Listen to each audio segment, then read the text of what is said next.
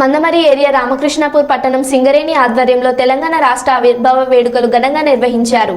Mandamarri area GM Manohar స్థానిక ఠాగూర్ స్టేడియంలో జాతీయ పతాకాన్ని ఆవిష్కరించారు. అలాగే సూపర్ బజార్ చౌరస్తాలోని తెలంగాణ తల్లి విగ్రహానికి పూలమాలలు వేసిన అనంతరం రామాలయం చౌరస్తాలోని అమరవీరుల స్తూపానికి నివాళులర్పించారు. ఈ సందర్భంగా జీఎం మనోహర్, ఏఐటీయూసీ నాయకులు అక్బర్ అలీ మాట్లాడుతూ తెలంగాణ ఉద్యమ సమయంలో అమరులైన విద్యార్థుల పోరాట ఫలితమే నేడు తెలంగాణ రాష్ట్ర ఏర్పాటుకు సహకారమైందని పేర్కొన్నారు. సకజనుల సమ్మెలో తెలంగాణ కార్మికుల పోరాటాన్ని మరువలేమని వారు గుర్తు చేశారు. ఈ కార్యక్రమంలో సీఎం అధ్యక్షులు Ramesh, GM safety BPL regional Raghukumar, personnel manager Shyam Sundar, MD Asif, rescue incharge Rammohan పాల్గొన్నారు.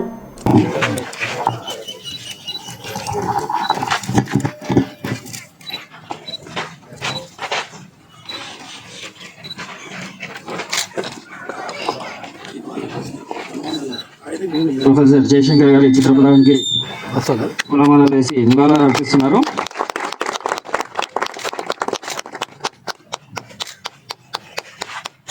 అదే డిగ్నిటరీస్ అందరూ పూలు వేసి నివాళులు అర్పించవలసింది విజ్ఞప్తి.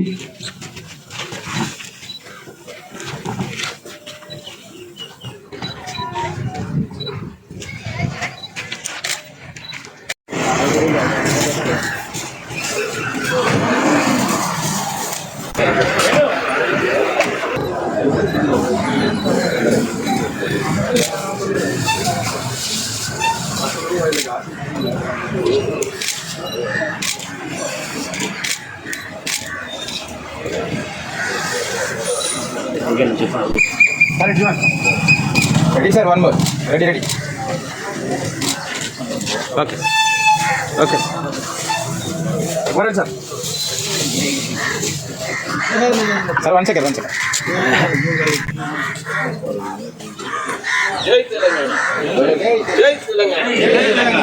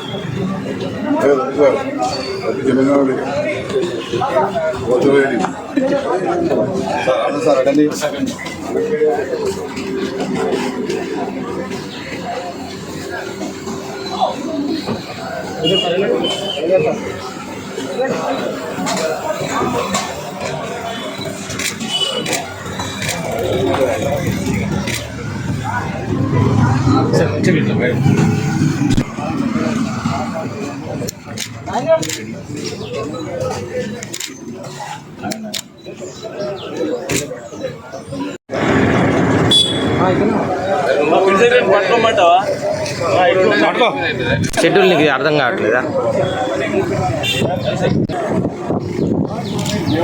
తెలంగాణ మన వీరులకు, తెలంగాణ మన వీరులకు, జై తెలంగాణ, తెలంగాణ.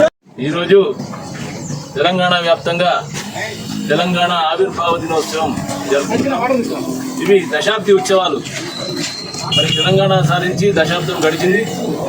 మరి ఈరోజు ఉత్సవాలు జరుపుకోవడం జరుగుతుంది కాబట్టి మరి మన తెలంగాణ ప్రజలకు, సింగరేణి కార్మికులందరికీ శుభాకాంక్షలు తెలియజేస్తూ మరి ఈరోజు ఈ కార్యక్రమం సింగరేణి ఆధ్వర్యంలో మన జీఎం గారు, గౌరవనీయులైన మనోహర్ రావు గారు, అదే రకంగా మన రాజేశ్వర్ రెడ్డి గారు, SO GM, PM Shyam Sundar గారు, అదేవిధంగా సీఎంఓఏ అధ్యక్షులు రమేష్ గారు, మన ఏజెంట్ గారు మరియు అధికారులందరూ పాల్గొనడం జరిగింది. మనందరికీ తెలుసు, ప్రతి సంవత్సరం ఈ ఉత్సవాలు జరుపుకుంటున్నాం.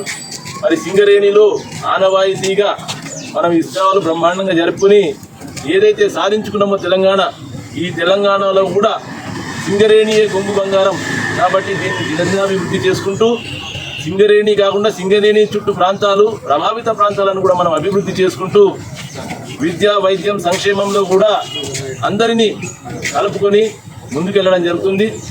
మరి సింగరేణి ఎప్పుడైతే తెలంగాణ వచ్చిన తర్వాత ప్రతి సంవత్సరం లాభాల బాటలో ప్రయాణిస్తూ వేల కోట్ల లాభాలు కూడా సాధించుకోవడం జరుగుతుంది. మనందరికీ తెలుసు. ఈ సంవత్సరం కూడా 3,000 కోట్ల లాభాలు వచ్చినట్టు కూడా తెలిసింది. మరి చాలా శుభ